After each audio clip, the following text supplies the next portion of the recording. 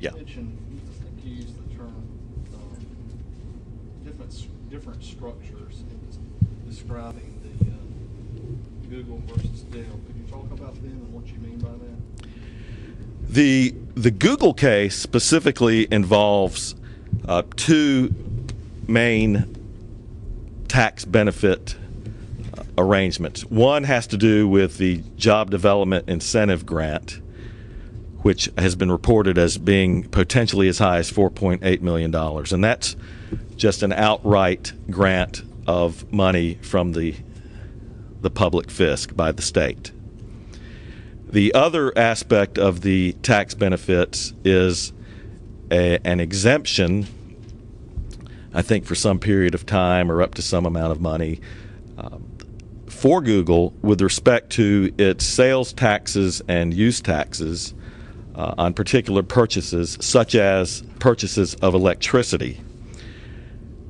The foregone tax revenue from that has been estimated, I think, at anywhere from, $20 million to $90 million or something like that. And so there's varying figures, but at any rate, it's a very significant amount of money. And again, so those kinds of regimes, especially those particular tax forbearance regimes, were not present in the Dell case.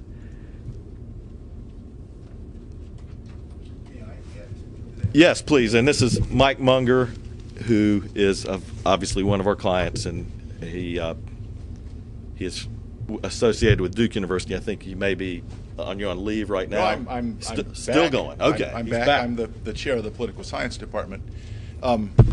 There was an article in Business Week that came out July 23rd that estimated that the cost might be as high as $210 million over the next 30 years.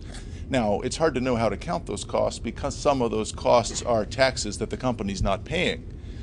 But the problem in terms of taxes, and a couple people have said, why might somebody want to be involved in this? There's an equal protection problem as I see it. It's not that the company's getting to keep some of its taxes. It's that, well, suppose we wanted to single out a company and say, we're going to tax you extra. We don't like what you do. That would obviously violate all sorts of laws. Here, what we're saying is we're going to tax everybody else, and we're going to give the money to you because we like you. We're going to take all of the businesses that already are providing taxes and employment in the state of North Carolina and tax them extra for the benefit of this company that has made no commitments about the actual number of people that are going to be employed. Right now, there's one person, the site manager, who came from California. It's not clear that there's going to be any real economic impact here. There's no way that they have written any kind of commitments.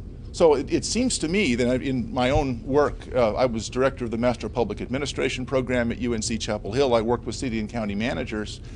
If you talk to people who try to attract small businesses, who try to create jobs at the local level, the three things that matter are transportation infrastructure, education infrastructure, and a regulatory and taxation environment that makes it attractive to business. If you have those three things, you'll have business. Trying to bribe people from out of state for the benefit of incumbent politicians is exactly the wrong way to go about it. So the questions about the lawsuit, I think, are interesting and important, but this is bad politics. This is bad policy for the state of North Carolina. And I really thank the center for working to try to put into legalese what I think are some of the important objections in policy terms to this policy. And now I'll go back and sit down. And Mike and Barbara are available for further questions if you have any. Anything else? We're happy to, yeah. Mm-hmm. Sure. But at the end of the day, aren't you essentially asking the Supreme Court to more narrowly define what a public benefit is? And isn't that the same thing you're doing in the Dell case? I think, well, there's no doubt some similarities between the two cases, and it is possible that what happens in the Dell case can have a lot of effect on the Google litigation.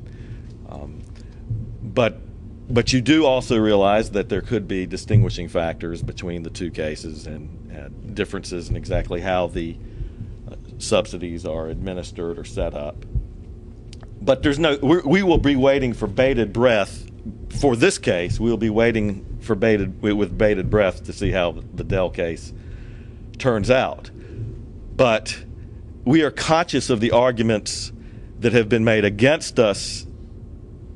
That is against our position. In this case, we're conscious of similar arguments that have been made in the Dell case, and it is our position that we have merit to this case even if the Dell case goes against the plaintiffs in that case. Are these folks funding this lawsuit, or is that you guys doing that? We have a funding source. Our institute does. Are you asking, are the plaintiffs funding it? Yeah. Oh, yeah. No, they are not. We do the work on a pro bono basis, and so we're representing them at no charge.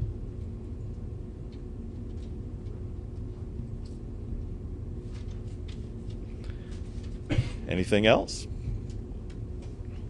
Okay, I'm going to adjourn the formal press conference, but I will be around today or on later days if you want to contact me or the Institute. Thank you for coming, and we'll see what happens.